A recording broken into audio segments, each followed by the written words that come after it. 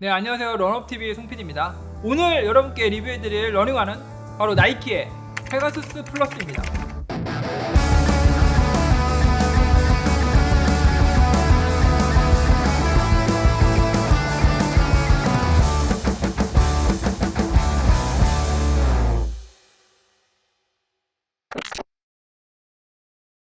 제가 오늘 여러분께 이 페가수스 플러스를 리뷰해드리게 된 계기는요, 저희 러너비님 중에 한 분이 댓글로 페가수스 플러스 리뷰 좀 해주세요 라고 하셔가지고 제가 이제 매장에 가서 제품을 좀 신어보게 됐거든요. 근데 사실 그때까지만 해도 저는 페가수스 플러스가 어떤 모델인지 사실 정확하게 이해하고 간 건 아니었어요. 그런데 신어보고 이거는 러너비님들께 리뷰를 해드려야겠다, 어떤 러닝화인지 한번 히스토리부터 그다음에 제품의 스펙까지 알아가 보도록 하겠습니다.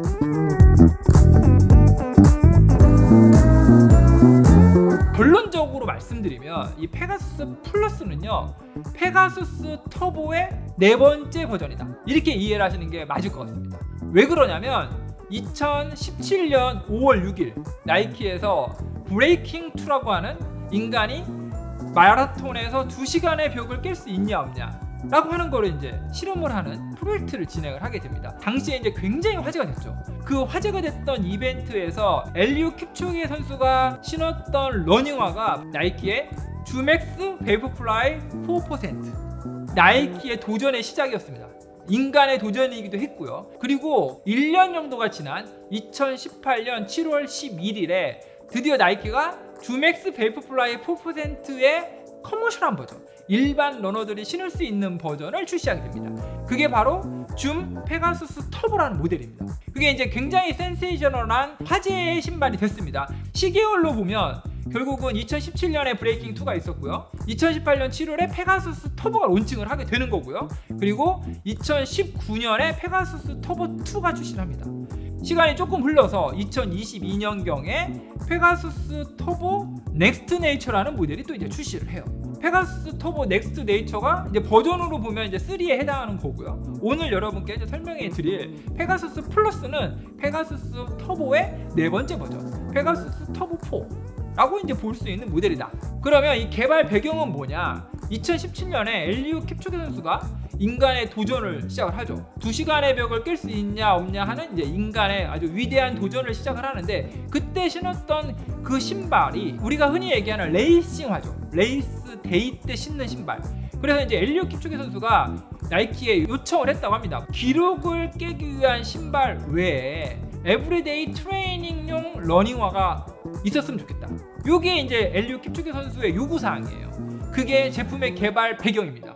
이런 엘리트 선수들이 평상시에 가볍고 소프트한 착화감을 가지고 있으면서 아주 부드럽게 신을 수 있고 내구성도 좋은 러닝화를 필요로 한다는 거죠. 이거에 맞춰서 개발된 신발이 바로 줌 페가수스 터보 1입니다.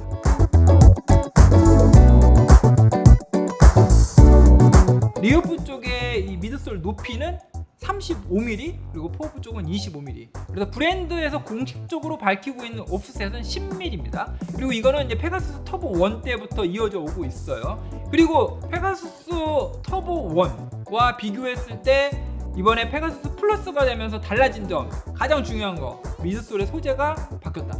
어떻게 바뀌었냐? 2018년 7월 11일에 이 페가수스 터보 1이 출시됐을 때는 이중 구조로 되어 있었어요. 그래서 발바닥과 닿는 이 윗부분 상층부에는 주맥스 미드솔을 사용을 했고요, 아래쪽에는 EVA 계열의 리액트 폼을 사용을 했었습니다. 이번에 페가수스 플러스가 되면서 이 미드솔이 전장이 다 주맥스 미드솔로 바뀌었습니다. 전체가 다 주맥스 미드솔로 바뀌었다.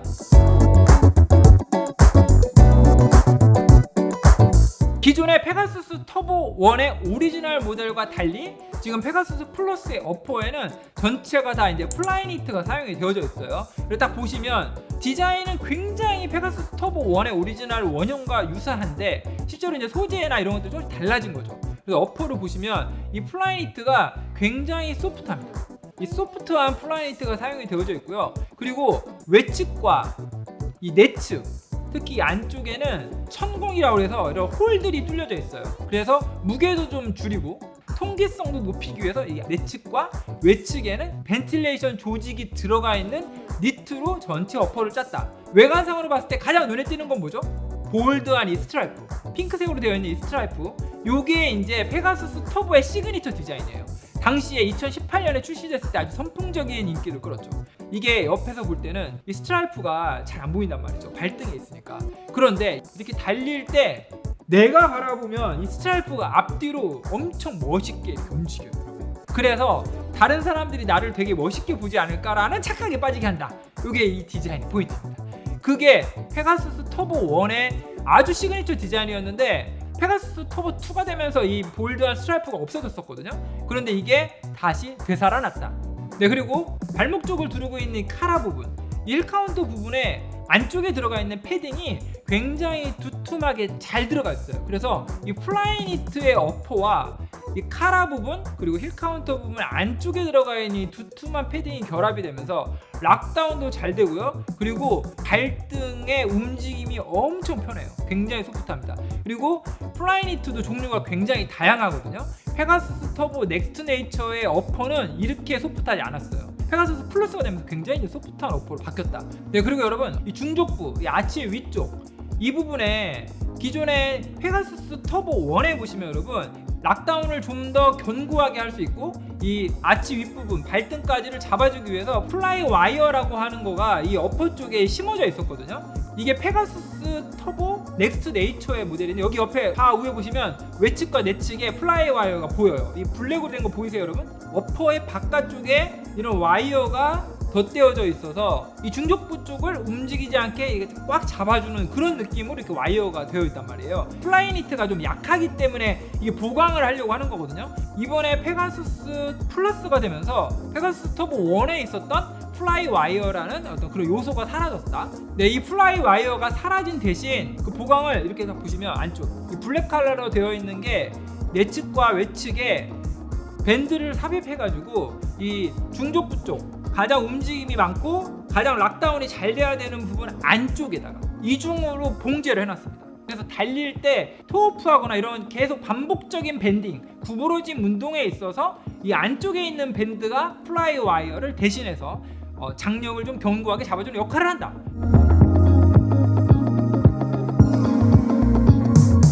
전체적인 베이스의 면적은 이렇게 이 정도예요. 여러분 딱 보시면 넓지도 그렇다고 좁지도 않습니다. 그래서 신었을 때 베이스의 면적이나 이런 것들이 팔발들만 신을 수 있을 것 같다는 아닙니다. 그냥 일반적인 족형을 가지고 있는 제가 신었을 때도 굉장히 편했거든요. 그 다음에 아웃솔은 딱 보시는 것처럼 여기서부터 여기까지 포어프 전면에 다 러버로 사용되어 있는 아웃솔 고무가 사용이 되어져 있고요. 리어프 쪽도 굉장히 넓은 면적의 이 러버가 사용이 되어져 있습니다. 그리고 바닥 쪽에도 여러분 또 핑크색 볼드한 스트라이프에 페가수스 터보라고 이렇게 각인이 되어 있는 이 러버가 가운데 이렇게 되어 있어요. 요건 또 언제 멋있냐면 여러분 딱 달리면서 토어프하고 딱 지면을 박차고 갈 때 아웃솔이 보이잖아요. 여러분 그거 뭐지? 이런 이제 호기심을 자아낼 수 있는 디자인이다. 그게 이번에 페가수스 플러스에는 아웃솔까지 적용이 됐다. 이렇게 이해를 하시면 좋을 것 같습니다. 설포가 어퍼의 발등 쪽하고 이렇게 딱 한 부분만 봉제로 연결되어져 있고 좌우에 잡아주는 게 없어요. 전혀. 최근에 나오는 굉장히 많은 러닝화들이 메쉬 원단 같은 걸로 해서 좌우를 잡아주잖아요. 그런데 여러분 이 페가수스 플러스가 없어요. 그런데 이 소재는 이게 두툼하지도 않고 그렇다 얇지도 않으면서 약간 얇은 패딩 같은 게 들어가 있는 설포인데 좌우로 이렇게 고정하는 건 없지만 이 소재는 좋아요. 특히 이 발등과 접하는 부분 이 부분에 아주 얇은 스웨이드 같은 소재로 이렇게 돼 있어가지고 발등을 누르는 압박감 같은 건 없고 이게 불편하다고 얘기할 건 없는데 그렇다고 새로울 것도 없는 그런 설포. 그리고 설포 위에는 나일론 소재로 만든 스트라이프거든요. 나일론 스트라이프가 이렇게 볼드하게 발등까지 이렇게 이어져 있습니다. 딱 보시면 굉장히 멋스러운 디자인이다. 이렇게 이해를 하시면 좋을 것 같습니다.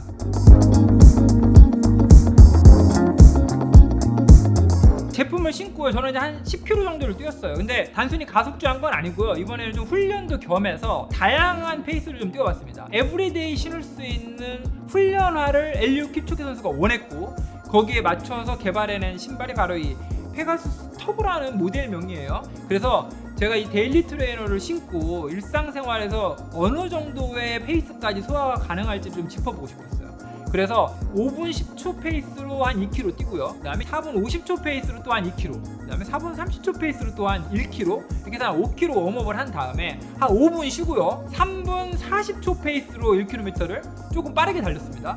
그래서 이 페가수스 플러스가 3분 때 들어갔을 때도 과연 신발이 내 발을 잡아 끄는 것 같은 느낌이 드냐 안 드냐, 요걸 테스트 해보고 싶었고요. 그러고 난 다음에 다시 5분을 쉬고 조금 더 빠르게 200m 인터벌을 제가 5세트를 했어요. 38초에 뛰고 200m 38초면 여러분 3분 10초 페이스 정도 됩니다. 나머지 200m는 이제 프리로 충분히 호흡을 가다듬은 후에 다시 또 200m를 뛰는 식으로 해서 인터벌 5개를 했는데 킬로미터로 환산하면 3분 10초 정도 되는 페이스로 5세트를 했다, 이렇게 이해를 하시면 돼요. 일단 먼저 착화감을 먼저 말씀드리면, 제가 최근에 신었던 나이키 신발 중에서도 착화감이 되게 좋아요. 소프트하고 편안하다, 혁신적인 기능을 막 담고 있어가지고 내가 조금 불편함을 감수하더라도 이 러닝화를 신으면 내 기록이 뭐 몇 분은 당겨질 것 같다, 이런 느낌이 드는 신발이 아니라는 거죠. 이 제품은 데일리 트레이너로서 그냥 일상생활에 아무 때나 신어도 되고, 짧은 거리도 신어도 되고, 빠르게 뛸 때도 신어도 좋은 그런 러닝화의 느낌을 받았습니다. 이 발 볼 쪽이 조이는 느낌도 없고요. 그리고 이 플라이니트가 소프트하다고 말씀드렸잖아요. 첫 번째가 딱 신었을 때 발등 딱 구부릴 때 이 발등의 느낌이 되게 이게 소프트해요. 부드럽습니다. 그리고 뭐 아치 쪽을 자극을 한다거나 그 다음에 빠르게 뛰었을 때 신경 쓰이게 한다거나 이런 것들이 일체 없어요. 계속 신고 있던 신발을 다시 신는 듯한 느낌이에요. 그리고 이 카라 부분과 힐 카운터 부분에 이 두툼하게 들어가 있는 패딩이 있어가지고 락다운이 잘 돼요. 처음 딱 신었을 때 일체감도 괜찮습니다. 슈레이스를 러너스 루프로 묶어서 달릴 때 훨씬 더 느낌이 좋아요. 그러니까 꼭 러너스 루프로 묶어서 달리기를 권해드리고요. 이 나이키의 페가수스 플러스의 중량은 260 사이즈 기준으로 230g입니다. 최근에 200g 언더에 190g, 180g대의 데일리 트레이너들이 출시를 하고 있잖아요. 그래서 기본적인 수치가 주는 거는 뭐 그렇게 혁신적이진 않았고요. 그런데 신고 락다운이 잘 되다 보니까 이 신발을 신고 달릴 때는 느낌이 굉장히 가볍고 경쾌했어요. 그래서 제가 3분 40초로 1km 뛸 때도 되게 가볍게 스피드를 올리는 것도 수월했고요. 그 다음에 마지막 5번 200m 3분 10초 페이스로 5세트 할 때는 이렇게 이제 거의 앞꿈치로만 뛰게 되는데, 이렇게 푸어푸스를 뛸 때 이 푸어푸 쪽에 미드솔의 두께가 그렇게 두껍지 않거든요. 제가 아까 한 25mm 정도 된다고 말씀드렸잖아요. 그래서 맥시멈 쿠션화에 비해서는 푸어푸 쪽의 미드솔 높이가 낮긴 낮아요. 그래서 이렇게 막 통통 튀는 느낌 그 정도까지 없어요. 그렇지만 이 주맥스 미드솔이 가지고 있는 충격을 잘 흡수하고 반발력이 좋아서 밀어내주는 탄력, 그런 면에서 봤을 때는 역시 주맥스긴 하네 라는 정도의 어떤 포어풋의 반발력을 갖고 있다, 이렇게 이해를 하시면 좋을 것 같습니다. 모델이 업그레이드가 되고 전작의 헤리티지, DNA 이런 것들을 계승해서 업그레이드를 해서 갈 거면 가장 주목을 받았고 마케팅 예산을 쏟아부어서 포지셔닝을 시켰을 때 그 자산 계속해서 이어가는 게 가장 스마트한 방법이거든요. 그런데 모델명이 페가수스 터보 1에서 페가수스 터보 2까지는 갔다가 페가수스 터보 넥스트 네이처로 이름이 갑자기 새길로 빠졌다가 사용된 소재도 달라지고, 제일 슬로건이 뭐였다고 말씀드렸죠? 라이트웨이트 에브리데이 러닝 슈즈란 말이에요. 중량이 가벼운 경량성이 기본적으로 갖춰져야 되는데 미드솔도 갑자기 재생 주맥스를 쓰질 않나, 결이 안 맞는 방향으로 얘가 진화를 하다가 이번에는 네이밍을 페가수스 플러스라고 합니다. 페가수스 터보 플러스도 아니고 그냥 페가수스 플러스예요. 얘 연결성을 찾기가 쉽지가 않아요.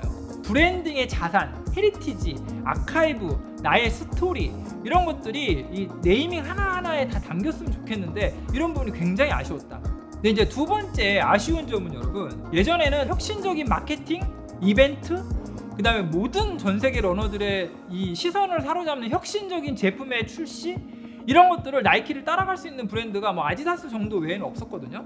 그런데 2024년 8월 현재 지금은 많이 다르다. 이 주맥스라는 이 페바 소재의 미드솔은 거의 모든 러닝 브랜드의 러닝화에 탑재되고 있어요. 그래서 모든 러너들이 이제는 새롭지 않거든요. 6년이 지나서 이제 전장이 다 이 주맥스 폼인 제품을 이제야 출시를 한 거죠. 그리고 가격은 많이 올랐어요. 이 전작인 페가수스 터보 넥스트 네이처가 179,000원이었습니다. 그런데 이 제품이 되면 이제 4만원이 올라가서 이제 219,000원까지 올라왔죠. 라이트웨이트 에브리데이 러닝 슈즈는 변함이 없어요. 얘 포지셔닝이 바뀐 게 아니란 말입니다. 그 얘기는 뭐예요? 우리가 그냥 일상에 조깅용, 이지런, 리커버리런 뭐 이런 거 할 때 신는 신발입니다. 이런 신발들 여러분 요새 뭐가 많이 나오고 있죠? 맥시멈 쿠셔너들이 엄청 쏟아져 나오고 있어요. 그리고 이 데일리 러닝에 쓸 수 있는 이 조닝이 굉장히 세그먼트가 아주 세분화되고 있습니다. 그래서 슈퍼 트레이너 러닝화들이 막 진입을 하고 있다. 그 가장 최상위 모델에 쓰여져 있는 가장 최상위 미드솔 폼은 차용하고 중량은 더 가볍게 하고 가격은 좀 더 리즈너블한 프라이스로 하면서 맥시멈한 쿠셔닝을 놓고 있는 이런 슈퍼 트레이너들이 막 쏟아져 나오고 있단 말이죠. 그냥 주맥스를 썼으니까 내가 최고야 라고 할 수 있는 시대가 아니다, 이렇게 이해를 하시면 되고, 플라이니트가 쓰여졌기 때문에 어퍼가 제일 편하다도 아닌 시대가 됐다. 이게 이제 제가 말씀드린 두 번째 포인트고요. 마지막으로 세 번째 포인트는 두 가지 말씀드릴게요. 첫 번째는 제가 이 제품을 신고 러너스 루프로 묶어가지고 딱 슈레이스를 딱 매듭을 맺으려고 하는데 왼쪽은 길이가 너무 딱 적당하게 딱 맺히는 거예요. 그런데 오른쪽만 이 러너스 루프를 똑같이 매고 여기에 있는 신발끈도 똑같은 느낌이었거든요. 압박감도 좌우를 똑같이 맞춰가지고 조여고 딱 매듭을 맺었는데 슈레이스가 길이가 좀 짧게 느껴지는 거예요. 그래서 제가 이게 오른발이 좀 부었나? 설마 신발끈이 좌우가 길이가 다를까라고 생각을 했습니다. 그리고 오늘 촬영을 하려고 어제 저녁에 정확하게 길이를 재봤거든요. 오른쪽에 매여져 있던 슈레이스가 좌측에 매여져 있는 슈레이스보다 3.5cm가 짧았어요. 좌우의 슈레이스의 길이가 서로 다른 슈레이스를 묶고 있는 러닝화는 오늘 처음 보거든요. 그 다음에 여러분 바로 이어서 두 번째는 여기 이제 아웃솔을 보시면요, 이 핑크색으로 되어 있는 이 스트라이프 있죠. 스트라이프의 좌우에 블랙 러버의 사이에 이 핑크색으로 도색되어 있는 부분과 블랙으로 도색되어 있는 부분, 이 경계 마감이 마치 하다가 만 것 같은 느낌이 딱 보여요, 이 안을 보면. 근데 이게 전체가 다 그렇다고 하면 제작 공법상 그럴 수도 있다고 생각을 할 수 있는데, 이 한쪽은 완벽하거든요. 슈레이스의 길이가 서로 다름과 이 아웃솔의 러버의 도색의 마감의 정도로 말씀드리는 이유는 이런 아주 디테일이 결국은 이 전체 브랜드를 만든다, 이런 검수라고 합니다. 저희가 완제품이 생산이 다 됐을 때 제품을 완벽하게 검수하는 것도 그것도 역량이에요. 이 검수를 제대로 안 하는 것 같은 느낌을 제가 이 제품을 통해서 받았고요. 착화감이나 이런 거 너무 좋아요. 너무 좋고 다 좋은데 좀 소홀해진 것 같다? 이런 느낌이고요. 제 전체적인 총평은 딱 두 단어로 말씀드릴 수 있을 것 같습니다. Not bad. 나쁘지 않다 정도예요. 신발이 전체적으로 흠을 찾기는 어렵지만 이 제품을 만드는데 브랜드가 정말 전력을 다해서 우리 러너들, 나의 타겟 고객인 러너들을 진심으로 만족시키기 위해서 모두가 달려든 것 같은 느낌은 안 든다. 저 이렇게 오늘 제품의 강평을 마무리하도록 하겠습니다. 다음번에 리뷰해드릴 러닝화는 바로 살로몬의 제네시스 트레일 러닝화입니다. 많은 기대해 주시고요. 저는 또 다음 영상에서 찾아뵙도록 하겠습니다. 런업 유어 라이프.